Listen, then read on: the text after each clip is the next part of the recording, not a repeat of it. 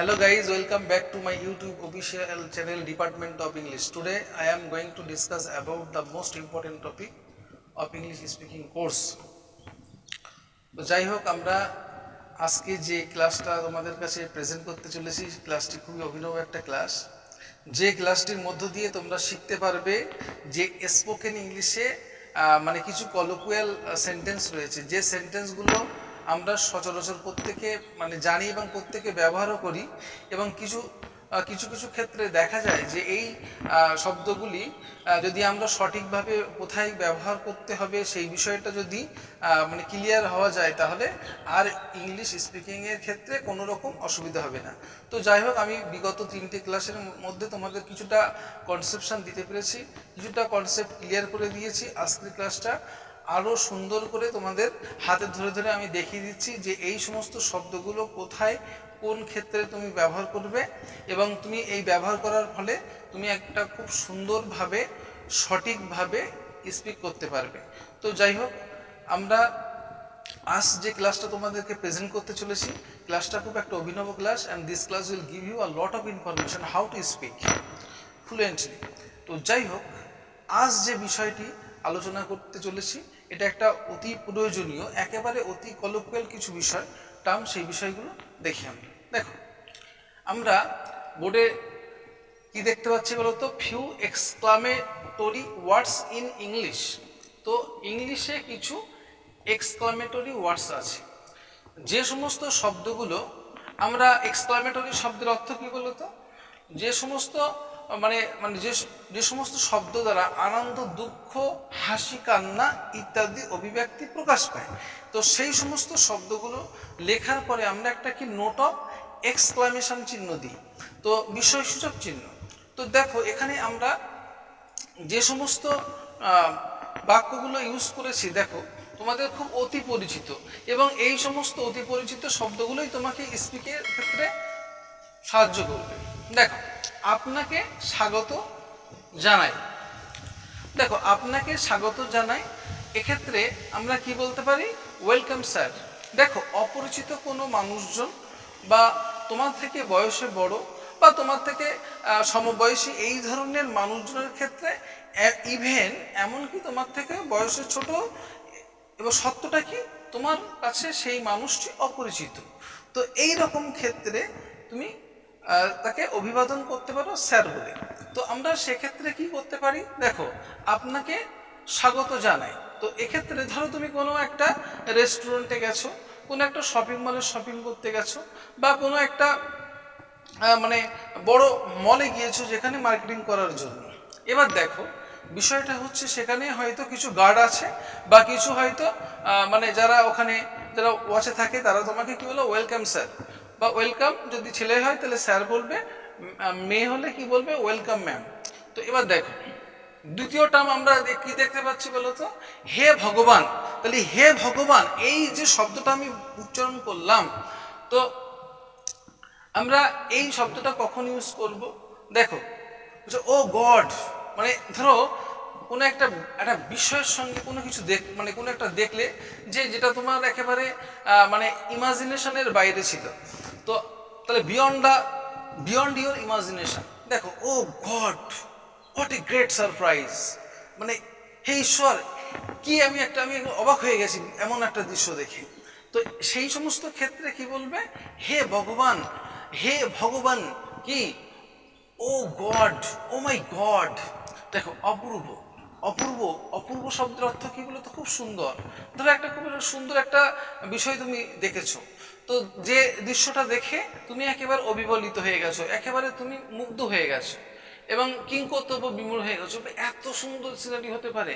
হঠাৎ করে যদি কোনো স্থলভাগে বসবাসকারী যারা মানুষজন আছে, এরা যদি হঠাৎ করে পাহাড়ে দেখে বা কোনো পাহাড় থেকে মানে যে ঝর্ণাগুলো মানে ঝরে পড়ে দেখলে আমরা কি অ্যামেজিং হয়ে যায়, ভাই এত সুন্দর দৃশ্য, what a wonderful sight it is.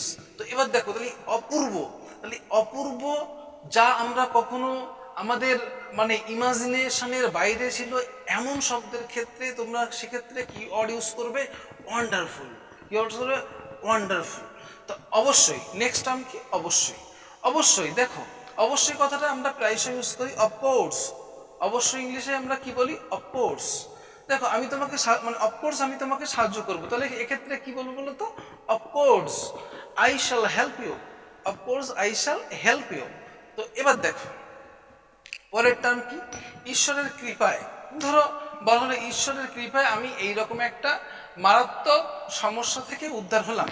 তো এবার দেখো তাহলে ঈশ্বরের কৃপায় যখন আমি এই ইংলিশটা বলবো তখন কি বলবো বলো তো, বাই গডস গ্রেস। কি বলবো, বাই গডস গ্রেস।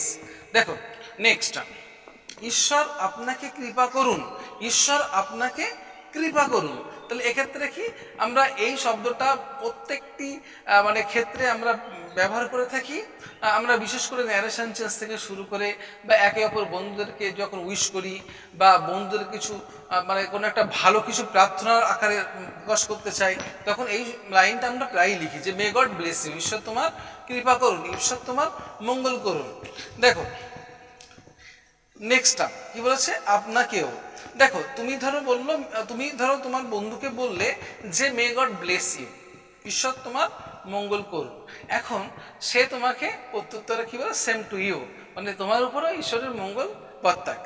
এবার দেখো বাবা, তো বাবা এত সুন্দর দৃশ্য, বাবা, হ্যাঁ ওয়েল ডান বেটা, ওয়েল ডান, বা ওয়েল ডান বলবা মার্ভেলাস। বাবার ক্ষেত্রে তোমরা কি বলতে পারো, মার্ভেলাস, ওয়েল ডান, সাবাস, সাবাস, সাবাস মানে কি, সাবাস বেটা সাবাস, তুমি খুব ভালো লিখেছো বা তোমার লেখাটা সঠিক হয়েছে।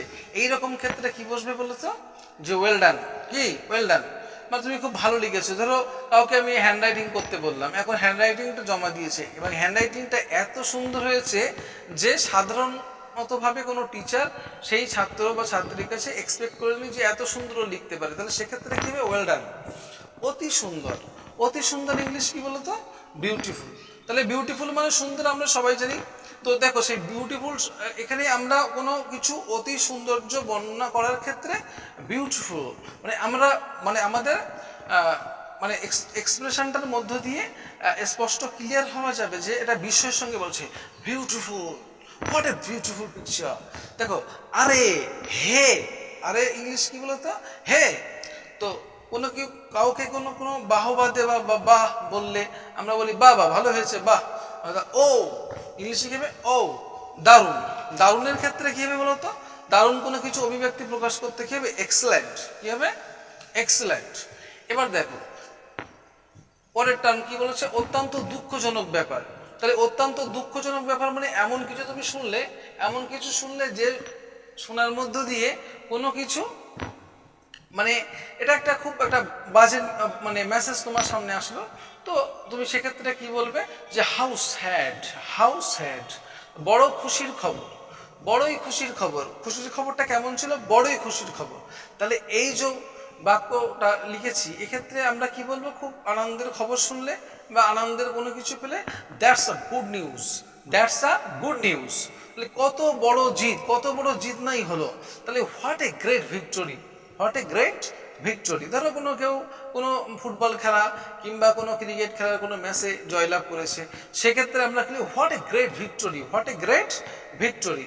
তারপর 18 আমরা কি দেখতে পাচ্ছি, দেখো হে প্রভু আশ্চর্যের সঙ্গে, মানে গুড হেভেন্স, মানে গুড হেভেন্স, গুড হেভেন্স। তাহলে হে প্রভুর ক্ষেত্রে আমরা কি বলতে পারি বলতো, গুড হেভেন্স। ধরো 19 দাগ, এবার কি বলেছে, শুনুন, শুনুন, হ্যালো লিসন, হ্যালো লিসন। তাহলে কত সুন্দর, হাউ লাভলি। তাহলে কত সুন্দরের ক্ষেত্রে আমরা কি বলতে পারি, হাউ লাভলি। তাহলে এই ছিল আজকে কিছু ইম্পর্টেন্ট এক্সক্লামেটরি ওয়ার্ডস যেগুলো আমরা স্পোকেন ইংলিশের সময় প্রতিনিয়ত আমরা ব্যবহার করে থাকি। তাহলে আজকের পর থেকে তোমরা বুঝতে পারবে যে কোন শব্দটা কখন তুমি ব্যবহার করবে, কোন সিচুয়েশনে মানে কোন সিচুয়েশন হ্যান্ডেলিং করতে তোমার এই সমস্ত শব্দগুলো ব্যবহার করতে হবে। তো আরেকবার তাহলে প্রথম থেকে এবার প্রোনাউন্সিয়েশনগুলো সুন্দর করে দেখে নাও। আপনাকে স্বাগত জানাই, ওয়েলকাম স্যার, হে ভগবান, মাই বা ওহ গড, অপূর্ব, ওয়ান্ডারফুল, অবশ্যই, অফকোর্স, ঈশ্বরের কৃপায়, বাই গডস গ্রেস, ঈশ্বর আপনাকে কৃপা করুন, মে গড ব্লেস ইউ, আপনাকেও, সেম টু ইউ, বাহ বাহ, মার্ভেলাস, সাবাস, ওয়েল ডান, অতি সুন্দর, বিউটিফুল, আরে, হে, বাহ, ওয়ে, দারুণ, এক্সেলেন্ট। অত্যন্ত দুঃখজনক ব্যাপার, হাউ স্যাড, বড়ই খুশির খবর, দ্যাটস আ গুড নিউজ, কত বড় জিত, হোয়াট আ গ্রেট ভিক্টরি, হে প্রভু, গুড হ্যাভেন্স, শুনুন, হ্যালো, লিসন, কত সুন্দর, হাউ লাভলি। তাহলে এই ছিল আজকে আমাদের অতি পরিচিত এবং কতগুলো এক্সক্লামেটরি শব্দ